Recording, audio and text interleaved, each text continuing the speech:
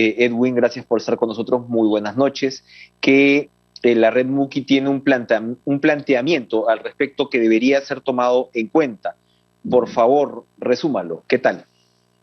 ¿Qué tal? Buenas noches. Primeramente agradecerte por la invitación. Bueno, efectivamente, esta reforma agraria, la segunda sobre todo, que tiene los 9 ejes, son un avance interesante, ¿no? Para el país, sobre todo en un contexto donde la agricultura familiar ha sido vital en la lucha frente a la pandemia, ¿no? En estos últimos años. Sin Ujú. embargo, efectivamente nosotros hemos hecho un análisis o una revisión para ver cuáles son los vacíos que existen en torno a esta segunda reforma agraria. Y uno de ellos encontramos claramente, por ejemplo, que se necesita un proceso de ordenamiento territorial como instrumento para la ocupación ordenada y uso sostenible del territorio. Entonces, este aspecto está todavía vacío, ¿no?, dentro de esta segunda reforma agraria y que se necesita trabajar. Yo creo que hay un proyecto de ley que ha estado trabajando, o sea, está trabajando en el Congreso de la República, sin embargo, no ha sido aprobado. Por lo tanto, creo Ujú. que es un tema fundamental este tema del ordenamiento territorial. Y lo Estamos hablando, segundo, perdóname, estamos ahí hablando de ordenamiento territorial, es el tema para este caso de lo que debería ser la regulación y la limitación de actividades extractivas en zonas relacionadas con agricultura. lo que se necesita es que el ordenamiento territorial nos ayuda a ordenar y planificar la gestión integrada del territorio, ¿no? Nos ayuda sobre Ujú, todo a mirar cómo ordenamos las actividades económicas. Por ejemplo, ¿no?, en ecosistemas frágiles, ¿no? Por ejemplo, en glaciares, en oconales, manantiales, no puedes hacer minería donde existen fuentes hídricas principalmente que sostienen a una cuenca hidrográfica. Pero sí, en ujú, otros espacios donde no existe este riesgo, sí puedes hacer la actividad minera. Entonces, lo que ujú, el ordenamiento territorial te ayuda es a planificar el uso de este territorio, ¿no? Entonces, ujú. por eso creo que es interesante construir, ¿no? Sobre todo el territorio conociendo las grandes potencialidades que tiene. Entonces, nosotros recordamos, por ejemplo, nuestro territorio del país. Nosotros como país tenemos una gran riqueza, una gran potencialidad. Tenemos 84 zonas de vida de las 117 existentes en el mundo. Tenemos Ujú. 28 climas de los 32 existentes en el mundo, en el planeta. Entonces, entendemos que este territorio tiene grandes potencialidades, grandes riquezas, una gran biodiversidad Bien. impresionante que necesitamos, sí, proteger y cuidarnos, ¿no? Ujú. Entonces, Iba usted con el segundo tema, sí.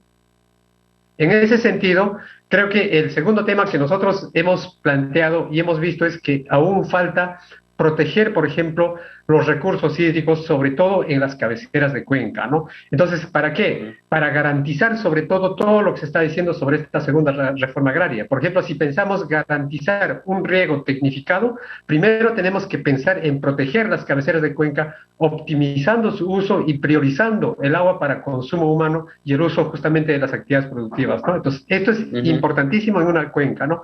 Y eso, lo que generalmente, por ejemplo, en las zonas de recarga hídrica que están ubicadas en las cabeceras de cuenca, tenemos que cuidarlos, las lagunas, los glaciares, los manantiales y sobre todo las aguas subterráneas que son colchones acuíferos que están ubicados en estas zonas o en estas cabeceras de cuenca, ¿no? Estos recursos actualmente están amenazados por proyectos de minería y de extracción formal. ¿Ustedes tienen Mira, ubicados, digamos, zonas de riesgo donde realmente habría que darle una mirada y corregir esa situación? según la información de la propia Autoridad Nacional del Agua, ya en el 2014, por ejemplo, ellos han hecho una evaluación de 125 cuencas, de las cuales han identificado que 41 estaban contaminados estas fuentes hídricas.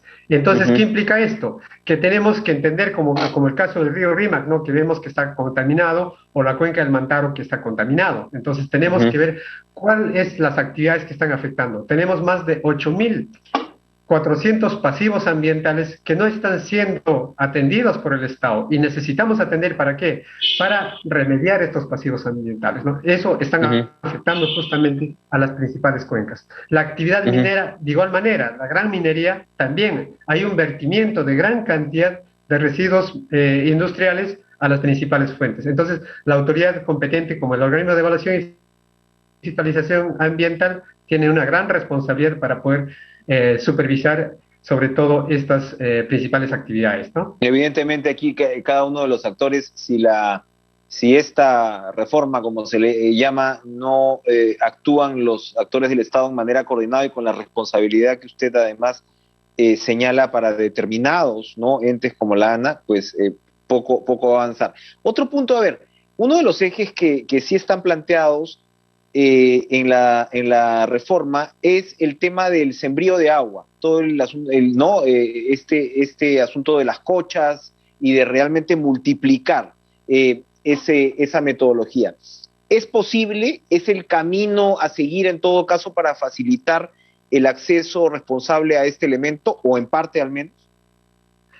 Me parece es una buena y acertada, ¿no?, este proyecto de siembra y cosecha de agua, sobre todo en un contexto de cambio climático y en las zonas principalmente frágiles. Eso implica un trabajo constante con participación activa de las poblaciones involucradas en estos territorios. Y creo que este proyecto ayuda mucho, la siembra y cosecha de agua, sobre todo a cuidar el agua, ¿no? El agua es fundamental. Cada gota de agua, de lluvia o cada gota de agua tenemos que cuidarlo. Y en ese sentido, proteger estas principales fuentes significa también, ¿no?, sembrar árboles, sembrar plantas con especies nativas en estas cabeceras de cuenca que ayuden sobre todo a sembrar agua y sobre todo a optimizar el uso en estas principales cuencas. Hay experiencias muy interesantes que han realizado, como el caso de CEDAP en Ayacucho, sobre todo que tiene más de 40 años de experiencia de trabajo en siembra y cosecha de agua, y también así existen en Ancash y en otras regiones. Creo que es recuperar, ¿no?, la protección ancestral que han venido practicando nuestros antepasados en sembrar agua, en cuidar sobre todo nuestras principales fuentes, como son los manantiales, los puquiales, los oconales o bofedales, ¿no?, que son ecosistemas muy interesantes para la protección y siembra del agua, ¿no?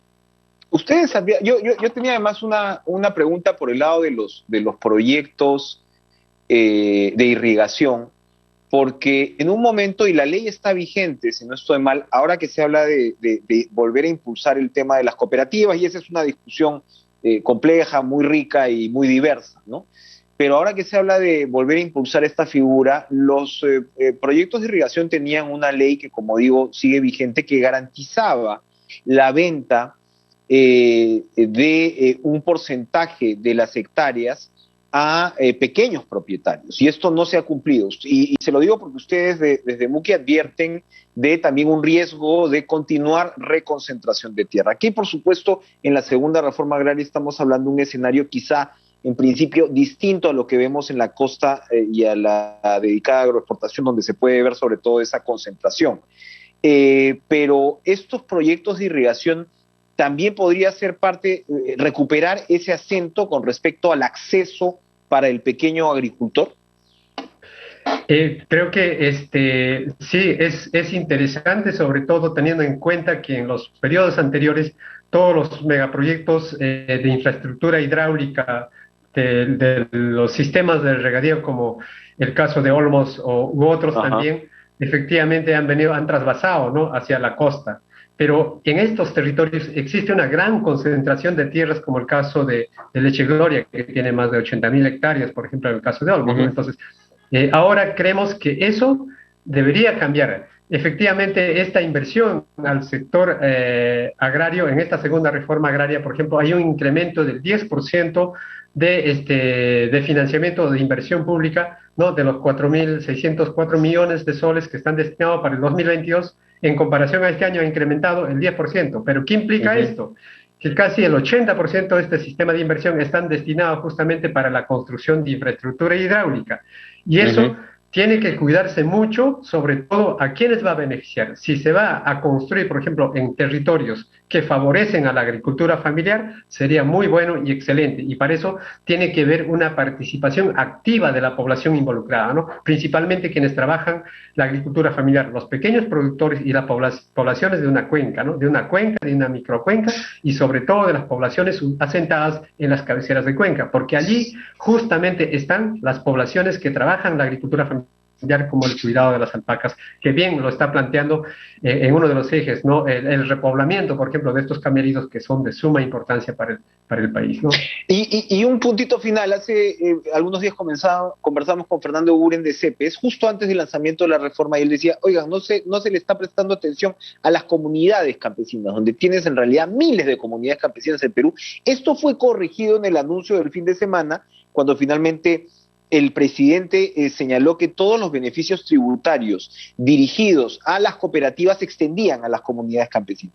Y para Uren era muy relevante esto porque, claro, ya están allí, ya hay un tejido social, ya sabemos lo complicado que a veces ha sido impulsar el cooperativismo en el Perú y de repente tienes la mitad de la mesa servida. ¿Usted coincide con esa apreciación ahora que habla precisamente de los millones que se dedican a la agricultura familiar? Efectivamente, son 2.2 millones de peruanos y peruanas que trabajan en la agricultura familiar.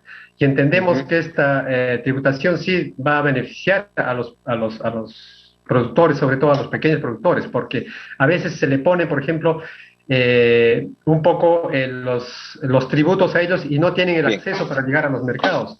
Y otro de los temas es, aquí hay una agenda pendiente, por ejemplo, que ellos están demandando, es que se apruebe, por ejemplo, la ley de ordenamiento territorial y sobre todo la ley de vigilancia y monitoreo ambiental del agua y de su territorio, ¿no? Esto es una agenda pendiente del Congreso de la República que se debe impulsar, ¿no? La pelota y el debate en la cancha del Congreso, entonces, por ese lado. Edwin Alejandro de la Red Ambiental Muki, gracias por estar con nosotros esta noche en Caracas. Muchas gracias. Vamos a ir a una pausa, regresamos de inmediato.